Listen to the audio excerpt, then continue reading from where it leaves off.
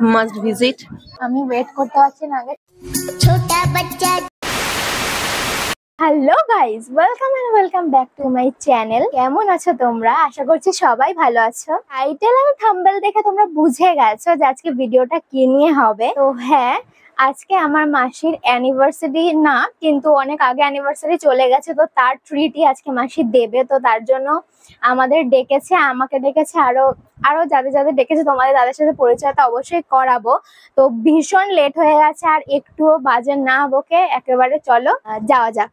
Guys, বাড়ি থেকে বেরিয়ে পড়েছি, বিশ্বাস করো বিশাল লেট হয়ে গেছে। 1:30 অবধি টাইম দেওয়া ছিল, এখন বাজে 2:26। আমি জানতাম লেট আমাদের হবেই, কারণ আমরা যারা যারা একসাথে বেরাচ্ছি তারা সবাই লেটুস। এবার বলি, অনেকক্ষণ টোটো স্ট্যান্ডে দাঁড়ানোর পর তারপর আমি একটা টোটো পেলাম, কারণ এই দুপুরের দিকে আমাদের এদিকে গাড়ি ঘোড়া খুব কমই পাওয়া যায়। বলে না, দেরি হওয়ার হলে সব দিক থেকেই হয়। তাই সেদিন আমরা যাওয়ার আগে গেটটাও পড়ে গেছিল। তবে আমরা আগে থেকে প্ল্যান করে রেখেছিলাম যে একেবারে আমরা জুডিওতে গিয়ে নামবো, কারণ ওখান থেকে বড় মাসির জন্য আমাদের কিছু গিফট নেওয়ার আছে। আর হ্যাঁ, কথা বলতে বলতে পৌঁছে গেলাম জুডিওতে। এই দুজন মানুষেরই আমার সাথে ইনভাইট ছিল, আর এই স্যাম্পল ছিল ফ্রি। তো চলো আস্তে আস্তে ভেতরে ঢোকা যাক। আর হ্যাঁ গাইস, তোমাদের তো একটা কথা বলা হয়নি, সেদিন এতটা গরম ছিল যার জন্য আমি বলেছিলাম যে দুপুরের লাঞ্চটা ক্যান্সেল করতে। এখন এসেছি মাসির জন্য কিছু গিফট কিনতে।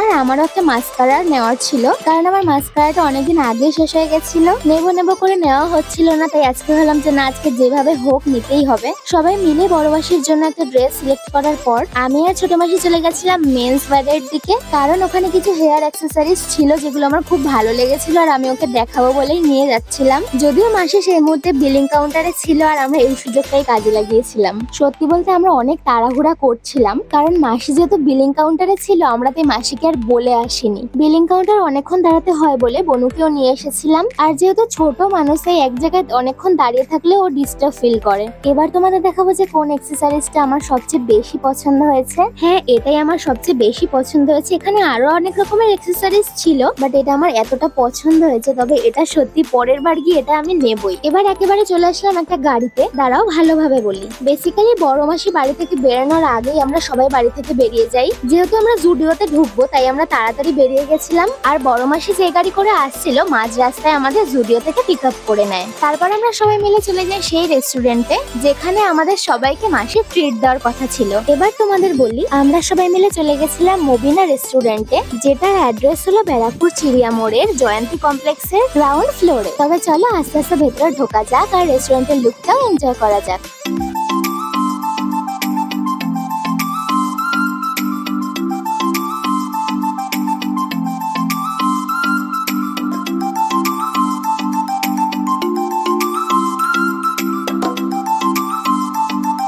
এবার বলি রেস্টুরেন্টের থিমের ব্যাপারে। থিমটা হচ্ছে আফগানি স্টাইলের, তোমরা দুবাই স্টাইলেও বলতে পারো। তবে আমি আমার পার্সোনাল এক্সপিরিয়েন্সে বলছি, আমার পুরো মেহফিল ফিলিং এসেছে। যদিও আমি এরপরে আরো ডিটেলে বলবো, তখন তোমরা দেখতেই পারবে বা বুঝতেই পারবে। এই হলো আমাদের টেবিল। তবে এখানে সবকিছুই আমার ইউনিক লেগেছে আর ভালোও লেগেছে। এখানে মেনলি দুটো সিস্টেম আছে, এক হচ্ছে গ্রুপ মিলে যদি তোমরা যাও তাহলেই মেহফিল সিস্টেম আছে, আর নর্মালি চেয়ার টেবিলও আছে, বাট আমরা এই সিস্টেমটা প্রেফার করেছিলাম কারণ এই সিস্টেমটা আমাদের একটু ইউনিকও লেগেছিল। আর স্পেশালি এখানে স্টাফদের সবার বিহেভিয়ার সত্যি খুব ভালো। তবে কথা বলতে বলতে এখানে চলে আসলো রায়তা এন্ড স্যালাড। দেখো, স্বাভাবিক যে কোনো রেস্টুরেন্টে গেলেই আমাদের খাওয়ার অর্ডার দেওয়ার পর একটু বসে ওয়েট করতে হয়, আর আমরাও এই সুযোগটাকে কাজে লাগিয়ে এখানে ফটো সেশন করছিলাম। তার কিছুক্ষণ পরে এখানে চলে আসলো মটন বিরিয়ানি। আর হ্যাঁ, একটা কথা, এখানকার থিম অনুযায়ী আমাদের কিছু টুপিও দিয়েছিল চারজনকে।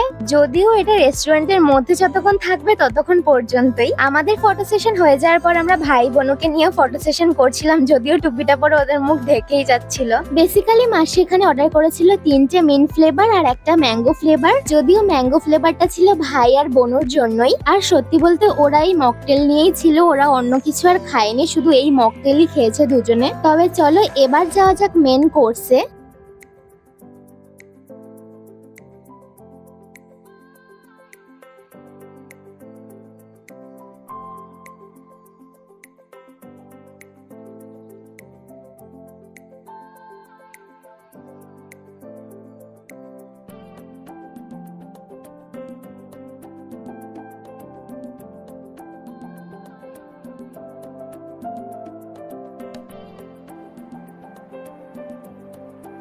অনেক ভালো আমি মনে করি। তোমার কি রিভিউ? তোমার কেমন লাগবে? আমার তো দারুণ লেগেছে। দেখো এবার তোমাদের আমি একটা কথা বলতে চাই, এখানের প্রাইসটা কিন্তু অনেকটাই হাই। সো তোমাদের যদি বাজেট একটু বেশি থাকে তাহলে অবশ্যই তোমরা এখানে আসতে পারো। তবে খাওয়ার কোয়ালিটি এন্ড কোয়ান্টিটি সত্যি খুব ভালো, দারুণ। আমি ওয়েট করতে পারছি না, আগে খেয়ে নিই তারপর তোমাদের রিভিউ দেবো। তাই আমার হাতে ট্রান্সফার হয়ে গেছে, এই যে হাতে ট্রান্সফার না হলে আমি সত্যি খেতে পারতাম না।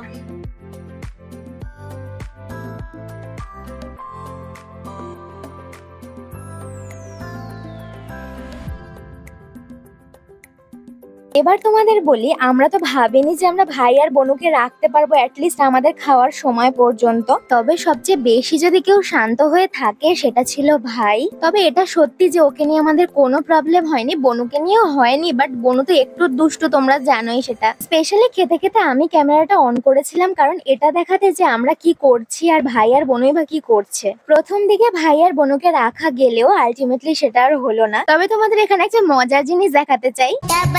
जान के ना कोई आंख दिखाना रे, टुपी टुपी टप टप, टुपी टुपी टप टप। गाइस এবার আমরা একটু মকটেল ট্রাই করব, ঠিক আছে? তো প্রথমে আমি একজনকে দিয়ে ট্রাই করাবো। ট্রাই কর।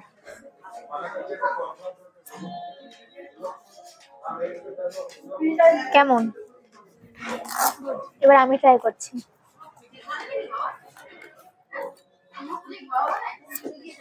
পুরো মিন্ট মিন্ট ফ্লেভার।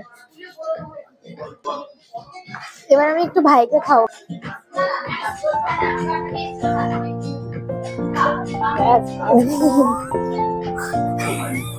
ও তো জল বেঁকে নিয়ে no no no no no.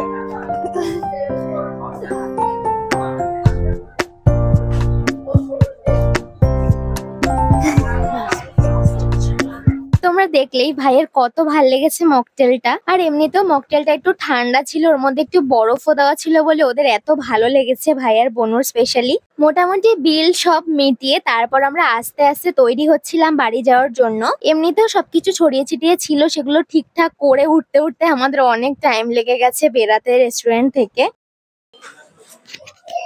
বলো যে কেমন টেস্ট হলো মকটেলটা? দারুন, মাস্ট ভিজিট। অ্যাম্বিয়েন্সটা তো জাস্ট ওয়াও, এত সুন্দর একটা পরিবেশ।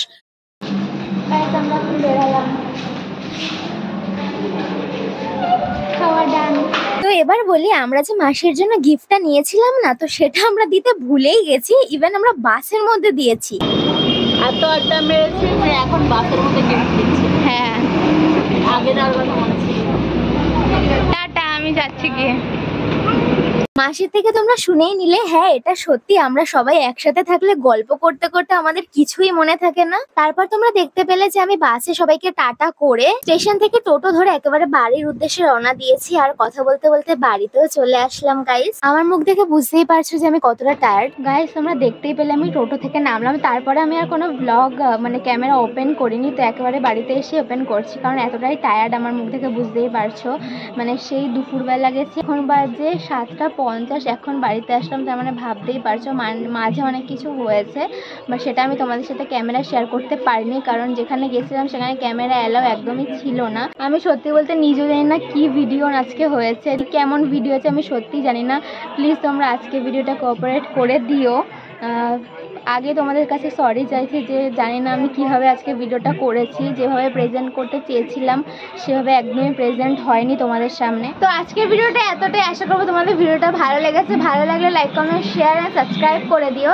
দেখা হচ্ছে নেক্সট কোনো ব্লগে। ততক্ষণ তোমরা ভালো থেকো, সুস্থ থেকো, আমার ভিডিও দেখতে থেকো। বাই।